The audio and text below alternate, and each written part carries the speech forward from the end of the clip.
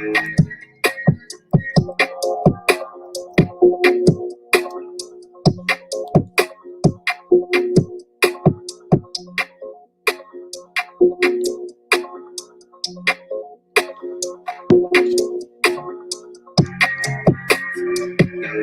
right, here we go.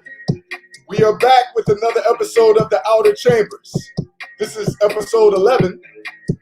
I am your gracious host, Brother Quentin A. Brooker, Esquire, 698 OE. Greetings to all of the brothers throughout this illustrious fraternity called Omega Psi Phi. This is a podcast that is for the bros and by the bros as we discuss issues of the day.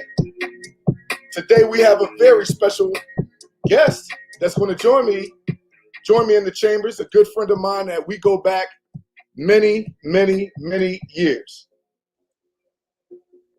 The title of this episode is EsQues. EsQues. We'll talk about some of the legal issues that we deal with as a people. I'm really excited to hear about what this brother has to say and also discuss some of his aspirations in our great fraternity. So again, we thank you. We're going to give it a couple of minutes for everybody to come on in. We're inviting not just brothers, but anybody that's interested in how we as Qs deal with the issues of our people and how we're obligated in this life of service. So come on in, man. Invite a friend. Invite all of the brothers from all over the world to come on in and listen to the Outer Chambers. Now, this evening, again, very special guest, good friend of mine. This is a brother that I consider to be like a blood brother. I was in his wedding. He was in my wedding. We go back to the days of fatigues and gold boots. I'm going to bring him into the studio right about now. This is my brother James Lee Esquire. Brother Lee, what's going on, man? How you doing? I'm doing well. What's going on, good brother? You're looking good there. Man, it is great to have you. Great to have you in here with me in the Outer Chambers. Probably a little overdue, bro. Yeah, man. Been watching you, man. About time you had me on. Man, look, man, I'm glad that we have you in here today. Yes, sir. Brother Lee, man, I'm going to just call you James if that's okay. Oh, of course. Come on, bro. My brother. Yes. Hey, man, we came up doing a lot of things together in the sci-fi and then doing a lot of things professionally together and then doing a lot of things in life together. Right. I would like to get a little bit into that. But first, man, why don't you tell everybody who you are, man? Why don't you run your tag for all of the viewers? Right now, we only got a few in here, but we want some more. Go ahead and run your tag for all the viewers, man. Well, you know, my name is James Lee, Spring 99, Deuce, Honcho, Beta Gamma chapter located at Chin University. You know, been a part of this illustrious fraternity a little bit over 20-some years, and, you know, still got a long way to go, So that's where we at right now. Spring 99. Hey, man, a great and long-standing relationship between our chapters. My chapter, of course, being located in Florida in the 7th district, and your chapter being located in Pennsylvania in the 2nd district. Right. Man, why don't you talk a little bit about, if you can remember, I know it was a long time ago, if you can remember how we came to know each other. How did we come to know each other, Brother Lee? Well, I believe at the time I was messing with it. I was in a relationship with the Delta, and I believe, you know, he was in a relationship or something, you know, whatever, with a Delta, and they were in the same chapter. One was made another chapter, but then transferred to another school. Yes, part of a citywide grad chapter. Either way, you know, when we become a part of this fraternity, you know, we say be out. And I think that a lot of people kind of don't really know what that word means in fraternity. But when back in our day, when it was be out, meaning you had to leave your district. You had to go travel. You had to meet the brothers, make yourself known. And because, in our fraternity, friendship is essential to the soul. So we had to go develop friendships. And sometimes you had to come by yourself because nobody would come with you. And all I know is I'm on my campus at Chain University, minding my business. And, it's I think it's the winter. I think it was cold, a little chilly. It was winter, it's cold. It's definitely fall or something like that. And had my girlfriend in the room and some Delta, some bros, some, just having a good time. And then I hear this bang on my door. And it was banging on my door like that, And and then I seen the young lady, then I see you with some gold boots and some short fatigues and a frat jacket on. And I said, who is this guy? And I let the lady come in, and me and you had to go have a conversation. And that conversation went really well. And I felt like we had a lot in common. And ever since then, we've been fellowshipping. And then after that, Milan brothers went to your yard, had to talk to a couple of people, and then they became cool. And then I heard about what a great time they had. And then that's when I went on the best road trip of my life. And we still talk about that to this day. I mean, we've been in fraternity for a long time, but we still say that was the best road trip. I'll never forget Black College Reunion. And I know you know about that. Your campus is deep right there, Daytona. That's what it is. You don't know what the Black College Reunion is? That was when all the HBCUs got together, came to one location, Daytona Beach, and just, we'll call it fellowship. And we were in Pennsylvania. Next thing I know, I had no idea what was going on. I just see a couple of brothers just packing their bags and just saying, hey, I said, where y'all going? And they said, oh, we're going to Florida. We're going to the OE. I said, oh, give me 1 second. And we took that long drive from Chain University. We picked up Lockjaw, your chapter brother. Yep. He road trip with us. Picked up a couple of brothers, stopped at a couple of campuses, true road trip, a real road trip, and ended up down there, had a time of our lives. We bonded with your LBs and the rest of your chapter brothers. And we realized our chapter, we used to call ourselves back in the day twin chapters, because we would just had some of the same characteristics, just did things the same way. And just was all around good brothers. And then ever since then, you and I got to know each other. You moved back to Philadelphia, so you was in the area. So, the rest is all she wrote. I mean, we started talking about our aspirations to go to law school and found out we had that in common. I mean, that was a journey. That's a whole conversation, the journey within itself. You and I journey of finally getting to law school, Hey, James, I should have never doubted you. Because your line brothers came down for that spring break. It was just two of them. Right. And we said, hey, man, you guys came too early, man. Black College Reunion is in 2 weeks. Mm-hmm. And then I hit you up and you was like, man, I'm coming. We coming. Right. I should have never doubted you, because down road, I don't even remember how many bros. BT, I think it was a couple of beta bros, a couple of bros from other chapters. Mu chapter bros came down. Mm-hmm.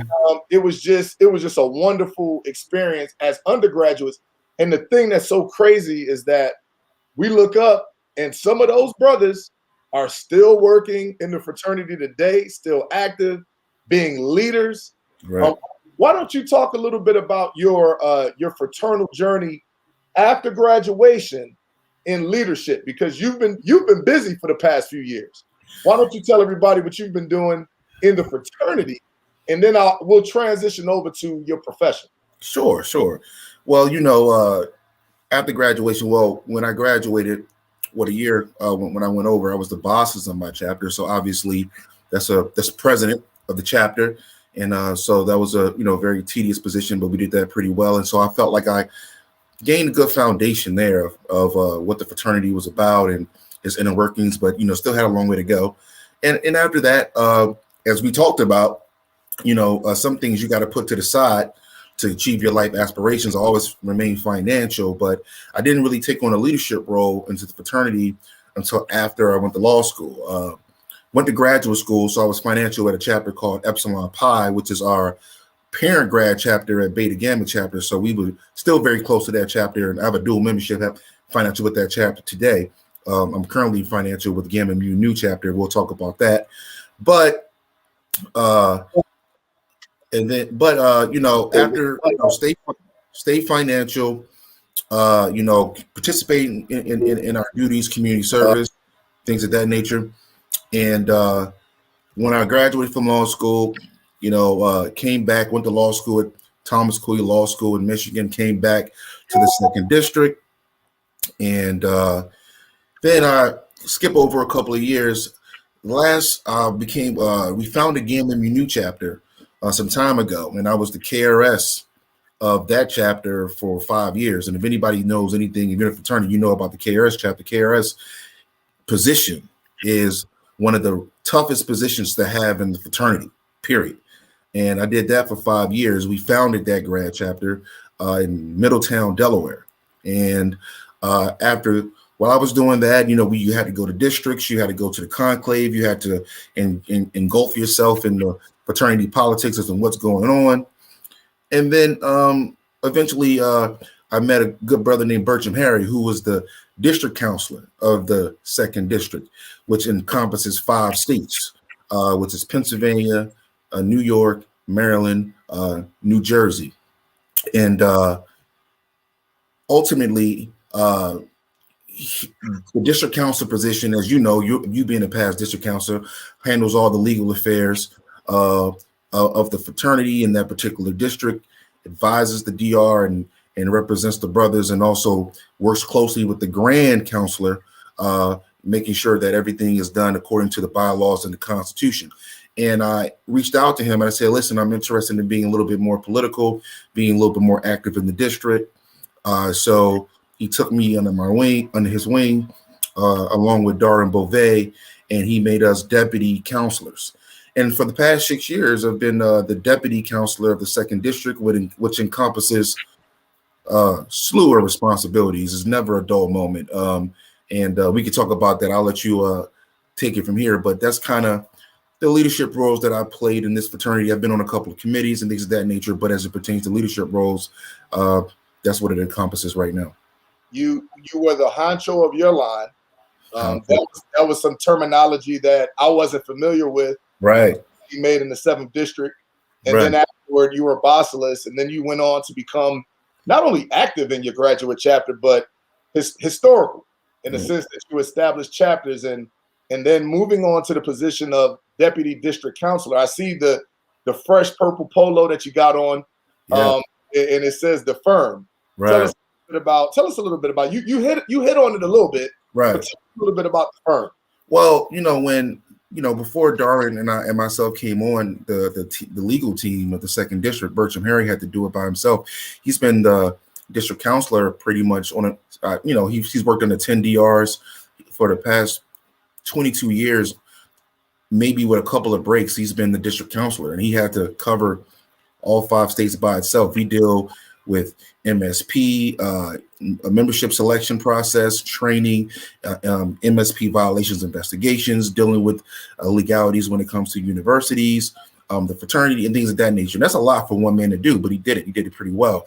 But he decided that he needed some help, and he also needed to train someone to take it over when he was done. And so ultimately, once we came on, we kind of had this thing running like a smooth machine. Once we took a little weight off of his shoulders and we kind of made things a little bit more fluid, the district started to notice that, things were really, they noticed before. They definitely, Bertram Harry was doing a good job, but then they noticed how we started to use our resources more effectively to address multiple issues at the same time and to be more effective. And they saw, and we were visible. This is what wasn't behind the scenes. The brothers saw us. So, at one of the, I believe it might have been one of the districts or maybe fall council meeting. I believe it was one of those meetings, but they actually surprised us and they got shirts made for us called the Firm. They gave us the nickname the Firm. We didn't even call ourselves the Firm. The second districts call us the Firm. They used to joke with us and say, well, the law offices of Harry, Bouvet, and Lee, but then they just basically just call it the Firm because, we would give reports. We would have our own separate assignments, separate investigations. So brothers saw us and saw what we was doing. And so they gave us the nickname the Firm and we ran with it. We say, we like that, it was a compliment. And so they made us these nice shirts called what they made for us. And we was proud of that name. So we just kind of ran with it. So. This is episode 11 of the Outer Chambers. I'm joined with brother James Lee, Esquire. The name of this episode is EsQues. I remember brother Lee in believe it was Atlantic City. I think it was 2019. Yeah, we had a leadership conference up there, and I was down. Of course, brother Benjamin Crump was the district the grand counselor, which you still is. Right. And I was working under his leadership, and so I was there to do a presentation, and I was so pleased to see the Firm was present, and I was pleased to see that you gave a presentation. So. Right. With a district as diverse as the second, with all of the moving parts and the multiple states, certainly I think that you and the Firm have helped to make it easier on brother Harry. And again, I thought you did an outstanding job in your presentation that day. Right. Made a mark for yourself, man. Let's talk a little bit about the law, man. You and I, we discovered while we were in college that we were interested. I don't remember us talking about it a lot as undergrads. I think you may have mentioned it to me maybe once, but for some reason I don't feel like we talked about it a whole lot until either the very end of undergrad or maybe immediately after undergrad. I know I think we were going on to other higher educational things, doing other things in education. Right. In graduate school and things of that nature. And I remember us talking about it a lot after I had come home. Right. And, studying for the LSAT together, doing those different things. Mm-hmm. Tell us, see, for those of you that don't know Brother Lee, let me just tell you, Brother Lee is my friend, man. And I'm going to tell you the type of lawyer he is. And I really want to get him to kind of talk about his inspiration. But I'll just say this, Brother Lee in his first year as a practicing attorney, one of his first lawsuits, I'll just say it's to a certain black female billionaire that many of us know. He sued her in federal court. This is the type of tenacity. If you don't know the type of lawyer that this man is, this was right out of Passport. So that just kind of tells you the enthusiasm and the tenacity that Brother Lee shares and has as an attorney, and that just goes to his personality. So tell us, man, what inspired you to go into the practice of law, pursuing not only the profession, but doing it with so much passion and zeal? Well, when you're a kid, people ask you what you want to do. I want to be a lawyer, I want to be a fireman, I want to be a police officer. You kind of don't know what you want to do. And I grew up on the south side of Chicago. I eventually moved to Pittsburgh, but my good 13, 14 years of my life, I lived in Chicago. And there was a lot of police corruption and things going on back then. And I remember vaguely that it was a situation where either it was a friend or family or something like that, where a person had got framed for selling drugs and they went to jail. And the police officers were the one that framed them. And so I was with my dad one day and I said, Dad, what can I do? What could a person do to fight this? And he said, well, be a lawyer. Now, I said, yeah, okay, that's what I'm gonna do. I'll be a lawyer. Now, obviously I was young. That could have changed, obviously could have changed 100 times. But over time, I started to gravitate towards, immediately like watch Law and Order and every lawyer show, Perry Mason and Columbo detective shows. I just really found myself gravitating towards that. And I just kind of programmed in my mind, hey, I think I want to do this. And so over the years, I really started to kind of pay attention and understood what the process was in being a lawyer and basically kind of studying it a little bit more over time. And I never wavered. And so I knew, actually, at a young age, that's what I wanted to do. Now, was I on the path of being a lawyer? No, I was definitely not taking the steps that I needed to take, not applying myself the way that I should. When I moved to the Pittsburgh area, more of a sports jockey, just basically into sports and other things, and not really applying myself. So definitely it's been a long, hard road. And I had a lot of makeup to do, but that's for another question. But either way, that was my inspiration. Just basically, that's where the seed was planted, and then ultimately that seed grew into a tree.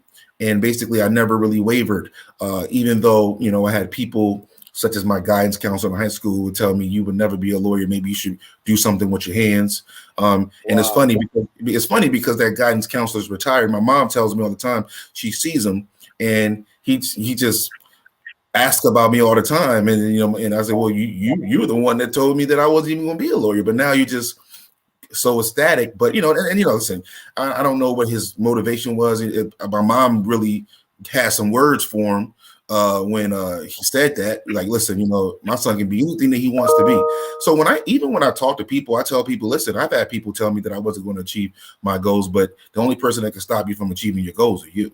And so, once I set my mind on something, if I want to do it, I'm going to do it, or I'm going to try very, very hard. Because like I said, even with my journey to law school, I wasn't a strong standardized test taker, so that was another obstacle that you and I had to tackle together. That's right. Yeah, going to the library. I mean, one of the times we went to the library in Philadelphia, I got my car towed. I don't know if you remember that. I came outside. We was in the library all day. Yep. Come outside and go home. My car was towed. Yep. So, but yeah, and you got in before I did. I said, dang it. I was like, but why don't you talk about that guidance counselor, man? Did that inspire you in any way? Did that motivate you? It did. I mean, at the end of the day, I know why he said it. Obviously he's looking at the qualifications on paper, but at the end of the day, it upset my mom and it upset me. I wasn't there when he said it, but this is what my mom told me. And ultimately it just kind of just put a battery in my back and said, all right, I'll show you. I'm young, I got time, but it didn't deter me. If anything, it just made me say, all right, you say I'm not going to do it. We'll see. And so most definitely. I mean, the guidance counselor, like I said, it just didn't. I didn't take it to depress me. I just use it as motivation. And so, and it was other people that said the same thing. Because the LSAT. Listen, I had to literally learn things the hard way. Because like I didn't even know how to study for the LSAT when I first took it. And then, I know that may sound crazy to people, but I just went in one day and said, I'm going to take the LSAT because I need to take it to go to law school. I thought it was going to be something like as simple as the SAT that we took. But it was a rude awakening. And then that's when I realized, okay, I got some work I got to do. So once I figured out the formula of how to tackle that, that's where, and we could talk about the LSAT because it's not a predictor how well one does in law school. We both know that, but we know why it was created. But at the end of the day, it's still an obstacle that you got to overcome. So had to do it. So, dog, why was it created? Let's talk a little bit about that. Just a couple seconds.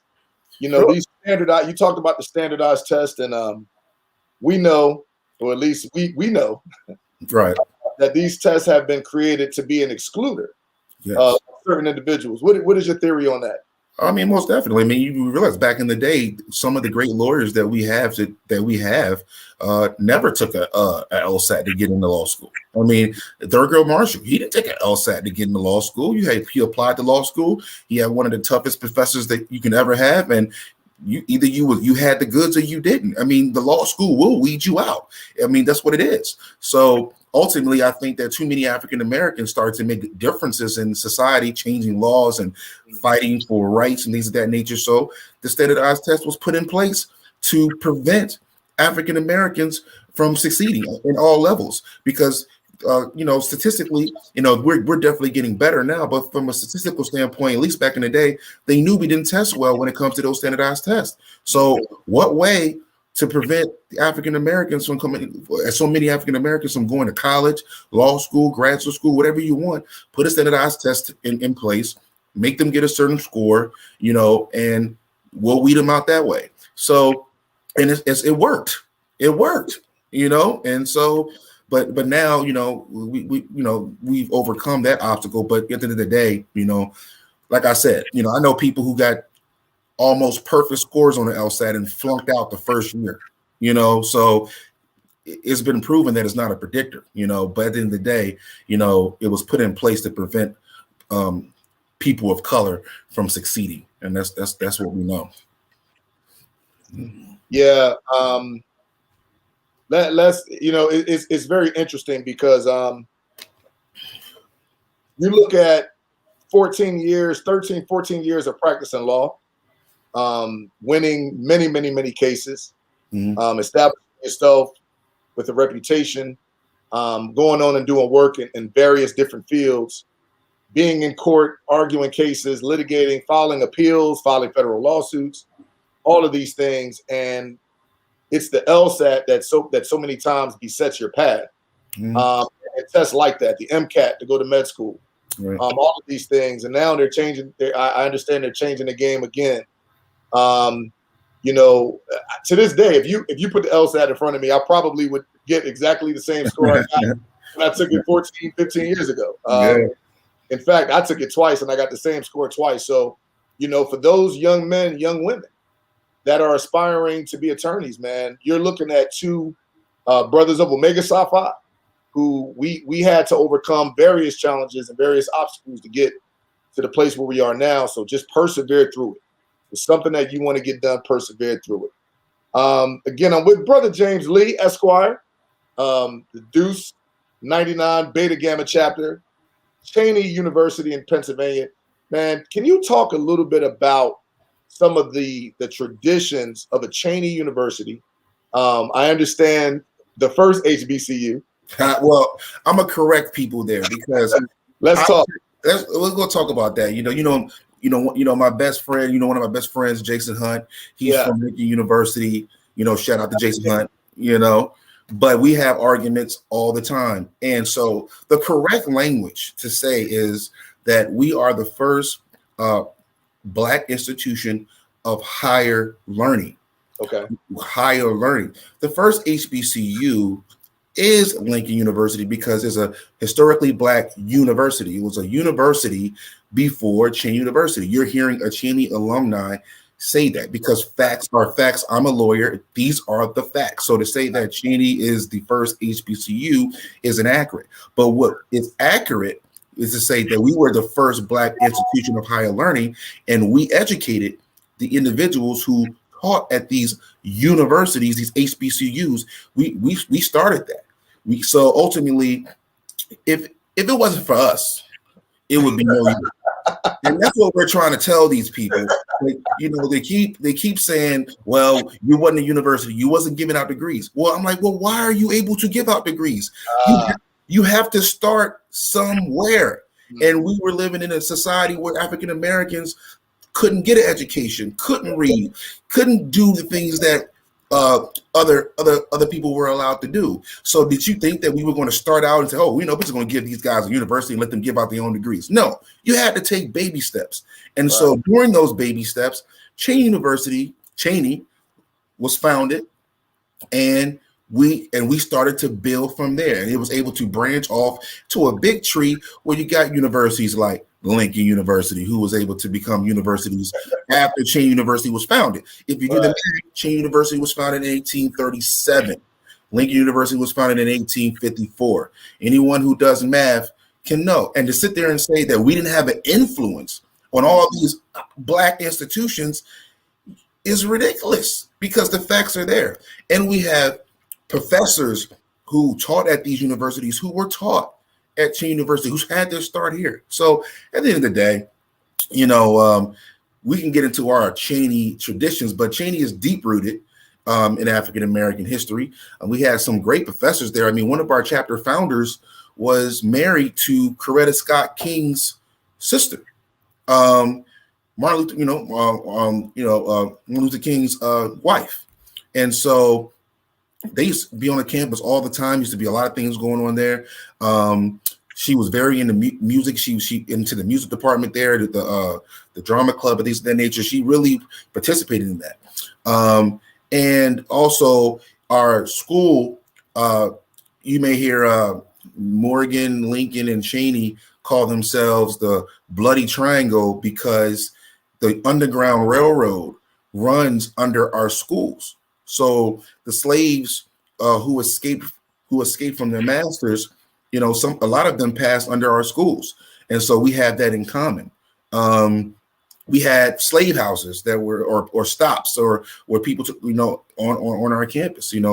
So that's some of the Cheney tradition. One thing that I like about Beta Gamma chapter, which was founded in 1950, is that we distinguish ourselves from other chapters when we have intake, when we have a line, if you want to call it for lack of a better word.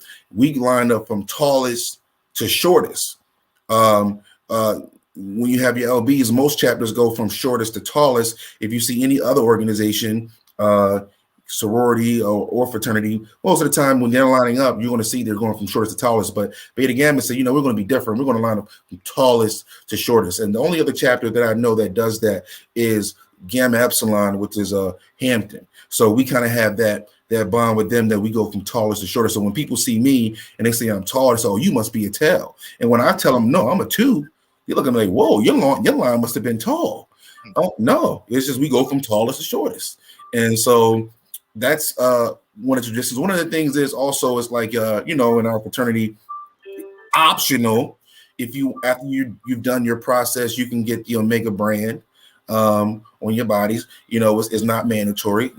I got it done. And if you see a brand which is on the forearm, that's our brand for our chapter. So more than likely, he's from our chapter. So that has been a tradition that's been instilled in us that, if you see this brand on the forearm, the Omega symbol, then they're from Cheney University.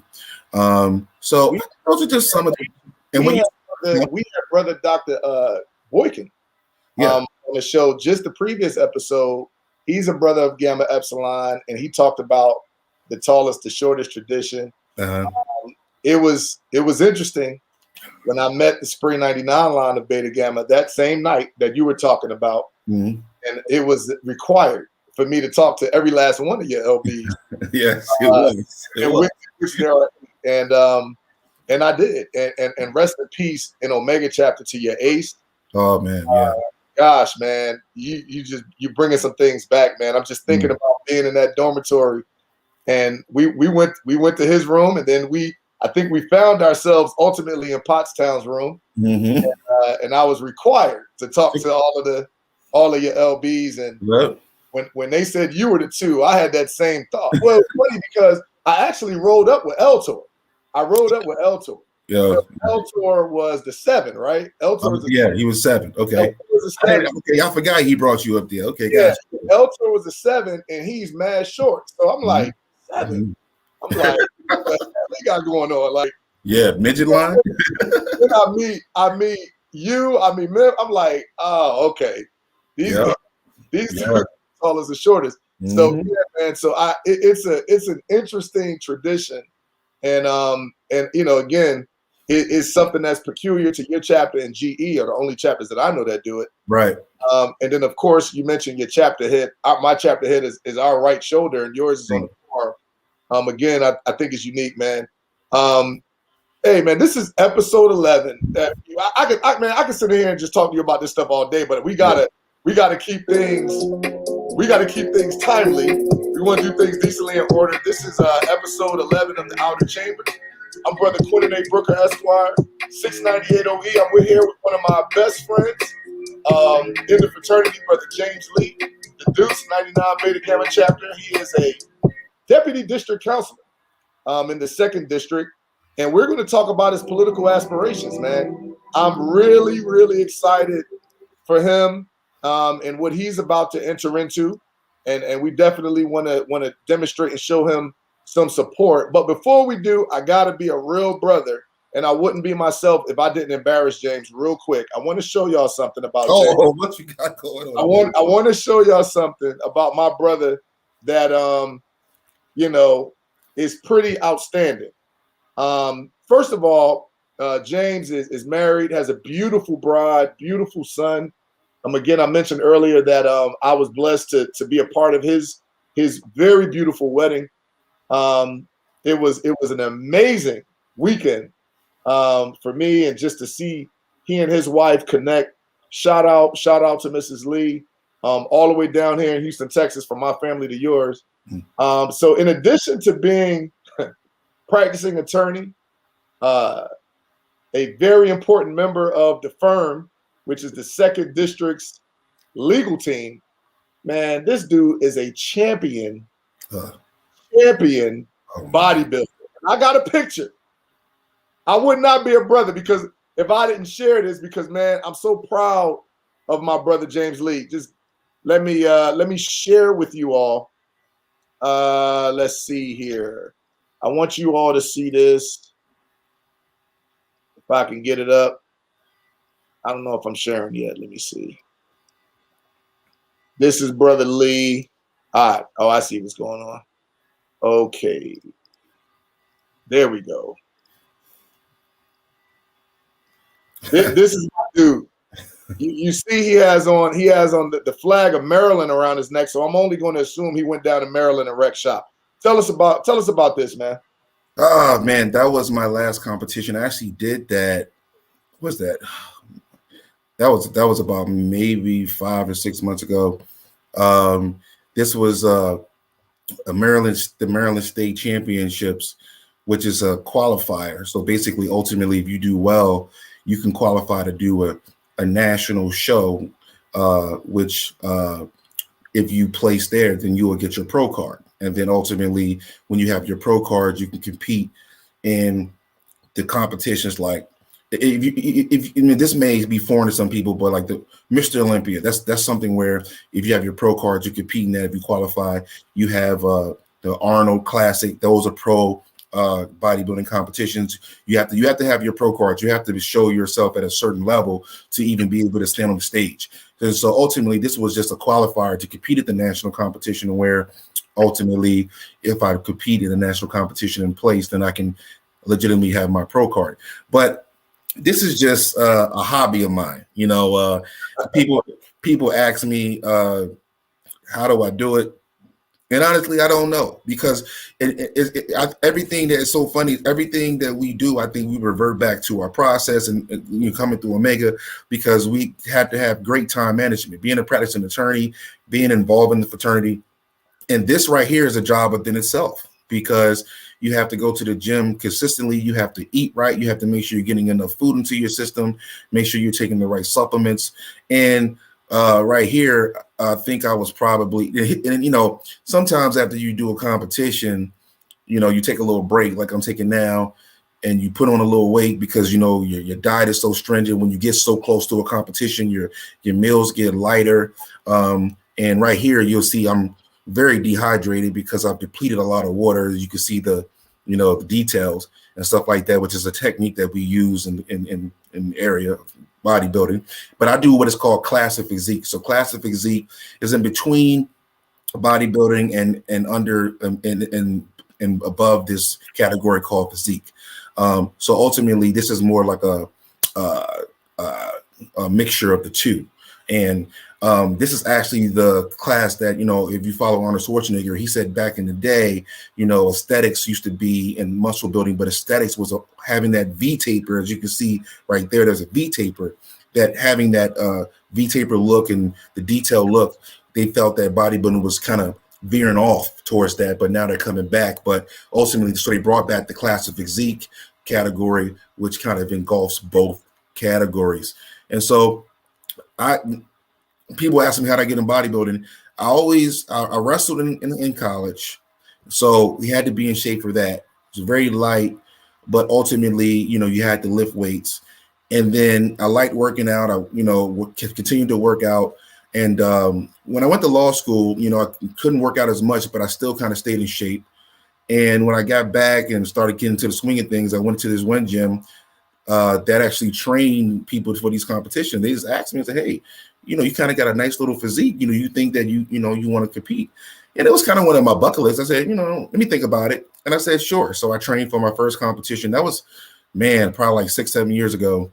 Wow. And if you put that picture, it was terrible. But that was just my first competition, because training for these competitions is so, people think like you just go to the gym. No, it's actually a method to the madness.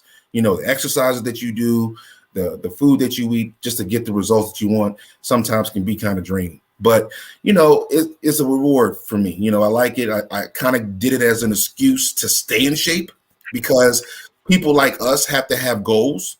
And so if we just say, I'm gonna go to the gym for the next 3 months, and then after 3 months you stop going. But I felt like if I said I'm gonna do a competition, that I want to look my best, then I'm gonna have something to shoot for.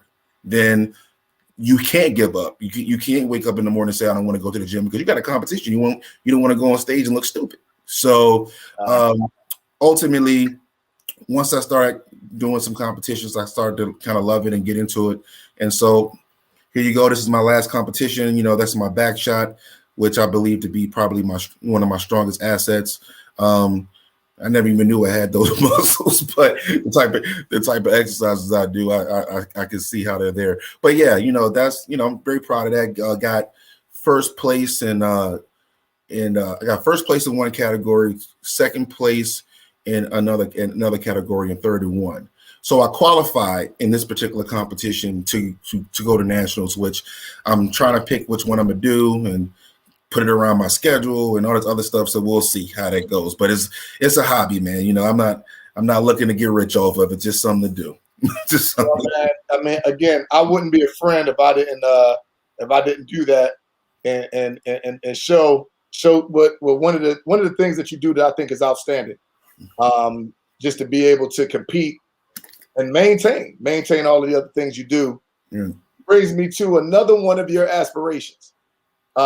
You just recently announced your desire, your aspiration to run for the second district council position of district councilor. Tell us a little bit about that. What was your reasoning for wanting to run? Why right now? And what are some things that you're looking to do if you are victorious? Well, as indicated, I was the deputy district counselor in the second district for the past 6 years, worked on the 4 DRs. I've been trained by Bertram Harry, as I've indicated, has a vast experience in that particular area. And it really wasn't a situation where it was a position I was rushing to take. I felt that I needed to be in the deputy council position for as long as possible, so I can learn as much as possible, go to retreats with brothers like yourself, who was a district counselor, to learn from you guys and just kind of see how the position, is supposed to be held. And I felt that we had a, discussion as a team. Obviously, I was day new. And at this time, Bertram Harry decided to take his skills and try to see if he can utilize them at the grand council position. I mean, obviously, we have a conclave coming up in Charlotte in 2022. There's going to be some elections going on there. And he's put his hat in the ring for grand counselor, meaning that he would, dispose of the seat of second district counselor. And ultimately, we felt that at this time that I was prepared to take this position. I've been properly trained for this position, and it was time for me to take the leadership rings and keep the momentum moving forward in a positive light. So we always knew that ultimately that was the goal, because like I said, he couldn't do this position forever, but he had to make sure that when he left that it was in good hands. And so he believes that it is. And so he's going on to bigger and better things. Hopefully, vote for Bertram Harry. He's definitely the best person for the job. He's worked with EsQues, for all those years, and feel like he has an understanding of what we call Omega law. And I am stepping into that position. I'm running. Our district is coming up starting on May 13th, and so that's the elections coming up, and that's the office I'm running for. That reminds me, I just talked to my line brother, the district representative, and he reminded me that I need to go ahead and register for the second district meeting. I will be doing that tonight because I believe it closes on. Oh yeah, it's coming up soon. Yeah. Yes. I'll be doing it tonight. Of course, it's virtual. Right. And so we're looking forward to getting back to when we can all fraternize together as brothers. Oh, man, that'd be amazing. It's virtual right now. And actually, our district meeting, Brother Lee, is coming up this weekend. Right. As you know, I've thrown my name in the hat for the position of first vice district representative. And so I'm excited. It's been a long year of campaigning and just talking to brothers, but I've enjoyed every minute of it.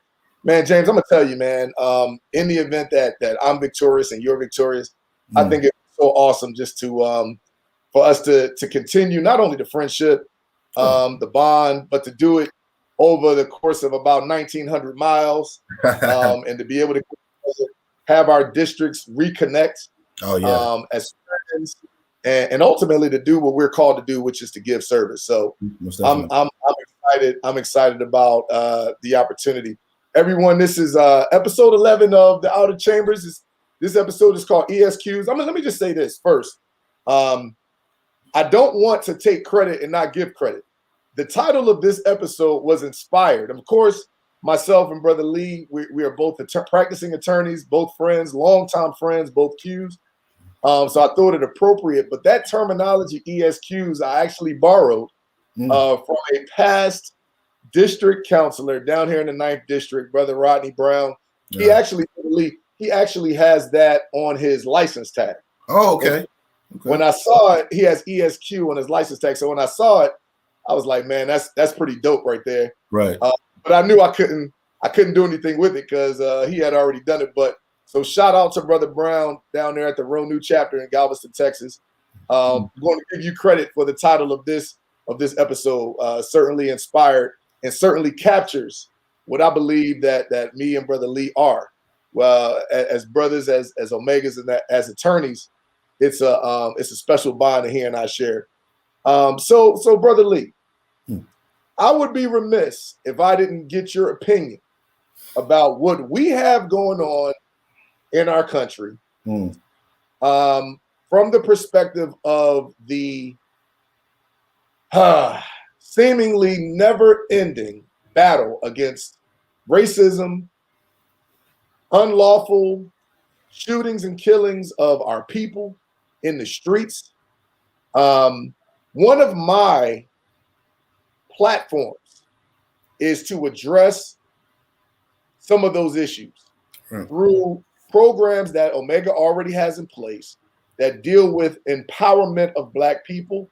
Certainly, the way that the legal system deals with our people is a focus of mine. It's not only a focus, but a passion.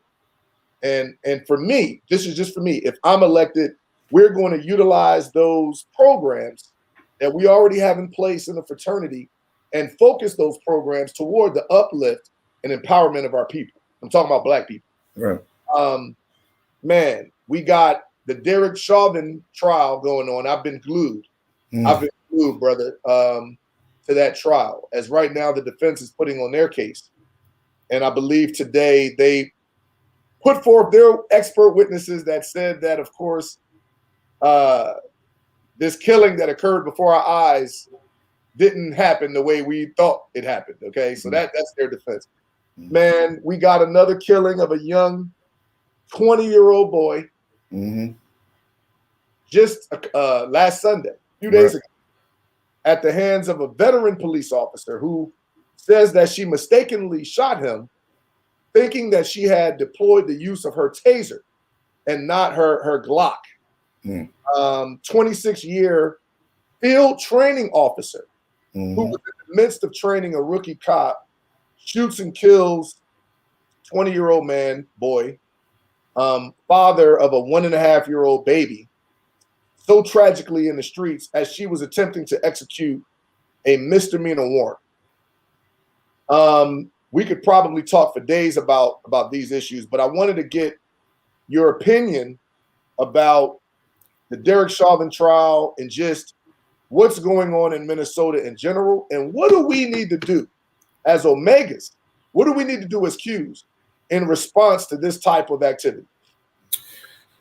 Well, my opinion is similar to yours. I think you probably took the words right out of my mouth. I haven't been able to watch the Chauvin trial as much as I would like due to work and also, campaigning and things of that nature. But I have been watching a good portion of it. And I have to say that I thought the prosecution put on a great case. I thought that their experts were very detailed and on point. But and I see, like you said, I see what the defense is trying to do is basically try to indicate that basically the drugs that he was taking and combined with his so-called enlarged heart and high blood pressure, that is what contributed to his death, not the 9.5 minutes that police officer had on his neck. I mean, I don't know if you saw this part in the trial where I think the pulmonologist was testifying, the expert, and he basically told, when he was being, I think he might have been getting crossed by the defense or someone, and he said, put 2 fingers here, right here, and he had them pressed. I don't know if you saw that, and basically he was describing how 2 fingers is you can apply enough pressure to pretty much suffocate someone, let alone someone putting their whole body weight and their knee on your neck. But it was so powerful that the jury started to do it. And so it got to the point where the defense attorney objected and said, your jury, you don't have to do that. That's how powerful it was. But I think that, in this particular situation, I know that there's been some verdicts in the past where, all the way going back to the Rodney King verdict, where, police officers have gotten off, even in the recent, I forget the name, the recent situation in New York where the brother said, I can't breathe, and he was being choked by a baton. They got off, So, but what it really comes down to is the policies and procedures of the police officers and their training, because when you look at the policies and procedures, I looked at it briefly when it comes to Minnesota. They actually allow for certain things that shouldn't even be allowed when it comes to choking and basically restraining individuals, and that's what they're kind of using as justification as to why the officer did this, because he was trained to do so in certain situations, which is ridiculous, because even you saw his own police officers come testify that we don't train you to do that. We don't train you, so I think that the trial is going well. I think that finally in this particular situation, we're going to get justice. There's no way he can justify what he did.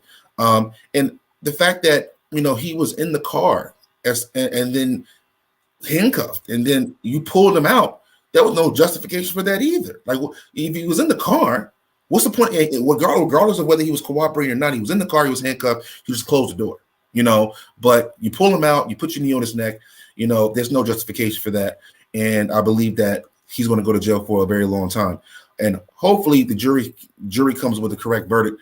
And if they don't, hopefully, we already know what's going to happen after that, but hopefully it doesn't get too bad.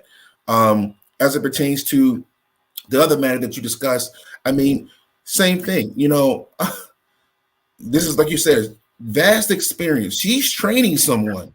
Yeah. And you need to tell me that you don't know that you're not reaching for your taser. Now that's number one. Number two, was the taser even necessary? That's actually a question that we need to ask ourselves. But that's a whole nother discussion. But let's assume the taser was necessary. You don't know the difference between grabbing a taser and a Glock. And even when you're pulling the trigger, it's totally different. Yes. It's totally different than pulling a Glock. Yeah. So for this concept, so racism is real, and I'm gonna say that, and now it's more undercover to a certain degree, but we're starting to see, and I think honestly, this was precipitated by a past president because it empowered people to come out the closet and do things that they would never do before because they felt like they had a past to do so. We had a racist past president. I know a lot of people, they hate when I say that, but it's true. I mean, his actions and his words prove that he's racist, sexist, womanizer, whatever you want to call it. And we dealt with some difficult 4 years when it came to racism. And so I think now, things are kind of scaled back a little bit, hopefully, but, definitely we got to change these laws, and get rid of qualified immunity, basically, because qualified immunity kind of really, shields police officers from being sued when they're acting in their official capacity. And I know some states are starting to get rid of, I think I read something recently, if it was New Mexico or don't get me wrong about the state, but they got rid of qualified immunity. And so those are definitely some of the things, training the police officers, and establishing a board in those cities that encompasses people from the actual cities that live there, not just police officers, not just lawyers, but citizens, to basically supervise and be able to give recommendations and even sanction police misconduct. Because now it's just getting out of hand. It's just getting out of hand. I mean, wasn't there another situation in Minnesota? Well, that happened. I mean, like I said, I try to keep up on current events, but it seemed like a lot of things are happening in Minnesota and all over the world, and it's just too much right now. It's just too much. A Somalian police officer killed a woman in Minnesota a few years ago. Some sort of interaction got out of hand. The woman, I believe she was an Australian national. She was in Minnesota. Apparently there's a lot of Somalian Americans in Minnesota. And this particular officer was convicted and did receive under the, I believe it was a second-degree manslaughter statute. He was in fact convicted and sentenced to prison. The maximum of which you could do is 10 years, I understand, which coincidentally, Officer Kim Potter, the woman who made the mistake, what she said, of utilizing her taser as opposed to her service-issued Glock, she's been charged under that statute today and arrested after killing 20-year-old Dante Wright. I watched Brother Crump, Brother Grand Counselor Crump, in his press conference. I believe it was yesterday afternoon. Of course, Dante Wright's mother spoke so devastated by the killing, and his dad's sister, she spoke enraged over the situation. And it's just so good to see an Omega man, one that we know personally, that we respect, being out there on those front lines, doing the hard work. I mean, he's not being paid for that. Right. That's just a fact. I mean, we know that he ultimately represents these families, but he's out there right now on his own dime, bringing the necessary awareness to this horrific tragedy. What should be the response of Omega Psi Phi, in your opinion? Because that's Ben Crump being attorney Ben Crump, who happens to be the accused. But from a fraternal standpoint, what do we need to do? What should we be doing as brothers? I have my opinions about how we should be responding to these things. We've had our share of killings in the 9th District that seem to feel like the same old story. So I have my ideas as to how we should respond, and I believe that we should respond as men of Omegas. But what is your theory, man? What should we do as the bros when something like this happens on our watch? I mean, we definitely need to partner with these organizations and get involved. And honestly, we do stuff like that in the 2nd District, even for things that are smaller than a killing. I don't know if you recall, it was a brother from, I believe he might have went to Temple University. He was a graduate, but don't get me in line about his name, but he went to a Starbucks. I don't know if you heard about the Starbucks situation, where he, that was a situation that happened at Starbucks. And Starbucks got involved and I guess eventually resolved that situation.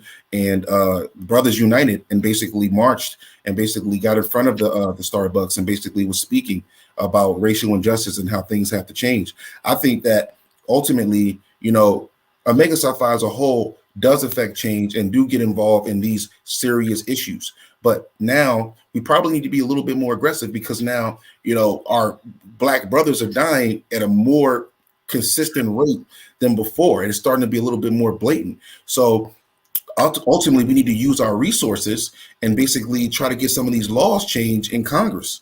Go out there, we have a lot of resources that, like I said, I mean, I'm not sure if we're using them, but we need to be a little bit more vocal, a little bit more visible. For example, I don't know if you got the memo, but we're starting to get a little bit more active in these civil rights situations. A little bit off topic with the voters suppression law that was just passed in Georgia. And the Divine Nine immediately got together and sent out a response in opposition to what's going on, and basically vowing to do more to try to get this act overturned and to fight injustice as it pertains to voter suppression. And so I like to see stuff like that.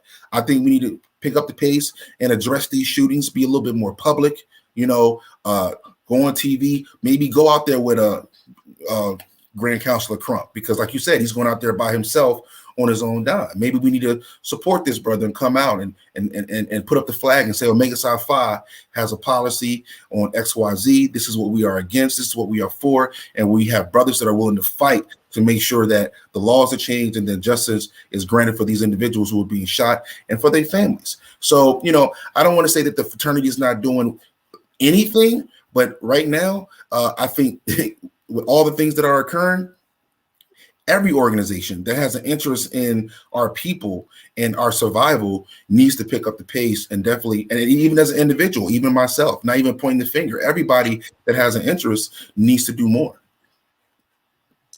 Native Philadelphian Will Smith was down in Georgia in the midst of filming a movie in Georgia. And he just pulled out, I believe it was yesterday, he just pulled out as a result of the passage of that rule, that law down there. He will not support a state in which they suppress the rights of Black people, and he took his entire production out of there. And I like the quote that he made. He said that racism isn't getting worse; it's getting filmed. I believe this has been going on consistently since the inception of the transatlantic slave trade. It's just that now we get to see it live and in living color, and people are more outraged, similar to the effect that the killing and lynching of Emmett Till had on American society, so many years ago. Right. Now we get to watch it, right here. We get to watch it right here, and see our Black brothers and sisters being taken away from us so unjustly. Brother Lee, man, God, again, we are at 1 hour. And like I said, man, you and I could probably do this for hours and hours. But I wanna keep us in a decent and orderly time frame. Before we disperse, I thought you would like this, man. I usually do This Week in Black History. This Week in Black History, I want to just talk a little bit about a very important date, perhaps for you. April 19th, 1837, the founding of Cheney State. Right. April 19th, 1837 is what I have, and coincidentally, that is also the chartering date of my chapter, the Omicron chapter. Wow. Once again, wow. Once again, the OEBG connection is real, and it's alive. It's real. Man, Brother Lee, I appreciate you, man, for being on. We definitely want to get you back here at some point. Back here on the Outer Chambers, man. But before we leave, I want you to give your shout outs, man. Give your shout outs. Hey, man, tell us also how we can support you in your election, man. Do you have any place where we can go and give our monetary donations? Tell us a little bit about that, and then give your shout outs on our way out of here. Well, right now I don't really need any donations because I was running against an opponent, but then the opponent has backed out of the race, so I am running unopposed. I'm still going and speaking to the chapters and the different corridors to lay out my platform. So if that changes and I need any monetary donations, I'll definitely reach out to you. I want to give a shout out to Beta Gamma chapter. Also want to give a shout out to my current grad chapter, Gamma Mu Nu, located in Middletown, Delaware. Shout out to OE chapter. Shout out to Jay Hunt. I see him commenting, talking his stuff, saying that the Lincoln Cheney facts aren't true, but that's my boy. Also, a big shout out to Quentin Brooker, and I want to just give a message to the 9th D. You need this brother.